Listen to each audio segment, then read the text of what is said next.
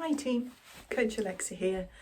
It's a topic that I've talked about before, but it's important enough to pick up some different aspects of walking. I've been inspired to do a video about walking today because I've had a couple of newer runners recently, new runners to me at least, that have been, messaging me back about maybe one of their longer training runs, saying I really felt like I had to keep going running and that I couldn't slow to a walk. And actually, I would argue that the opposite is true. So hear me out. I find it really interesting. I've got a dog, and I wouldn't be specific with her at all out on our dog walks about what gait pattern she uses. I don't mind if she's walking, trotting, or kind of loping along, or full out sprinting. I don't mind at all. And it's interesting that we sort of, as runners, categorise walkers as something completely different and something that, in some cases, some people think should be avoided at all costs.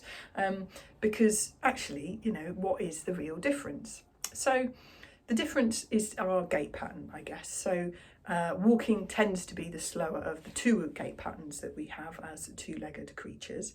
That doesn't necessarily mean it has to be slow. I mean, if you've ever watched race walking on the television competitively, I've done quite a few walking events over the years, and I'm a pretty capable, 4 mile an hour average walker. And I will turn up at walking events and, have people absolutely flying past me, usually substantially older than me as well, at far faster walking paces. So, don't think that walking necessarily has to be a slow amble. You can definitely walk purposefully and cover a decent amount of ground at a decent pace. If you want to go faster as an individual, then running is the faster gait pattern, it has to be said. Now, the difference between the two gait patterns is that with running, we have this time where we're in the air. So when you run, you're either standing on one leg or no legs. And that's one of the reasons why it's a higher impact sport, because once we come back onto one leg again after our time in the air, there's a higher impact loading. With walking, we're never in the air. We always have at least one foot on the ground, and there's points in the gait pattern where we have both feet on the ground. So it's a little bit easier from a stability point of view, and it is lower impact than running. Not low impact, but definitely lower impact than running.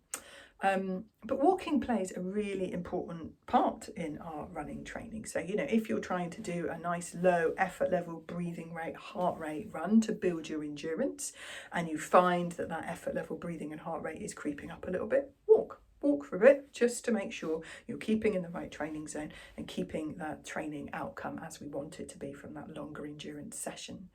Hills are a fantastic example of where you should absolutely walk if you're on a long run, if you're doing a long race, and there's an uphill which is going to get that effort level breathing and heart rate creeping up into higher zone. Walk the hills, absolutely walk the hills. Walking is a great strategy for aid stations, checkpoints, water stations at races. It means that you can actually drink something without inhaling it and spilling it down your front. It means you can actually get some meaningful food in your system when you're not breathing quite as hard, and then you can pick up a run again. Walking is a really important part of interval training. So the point of recoveries when you're doing an interval or speed style session is to recover. And if you need to walk to do that, great. In fact, the only thing you can really do wrong in your recoveries for interval training is doing them too fast, because then you're not recovered enough for the next speedy bit. So the quality and the pace of the speedy bits drop off. So actually, walking recoveries can be a really good tactic.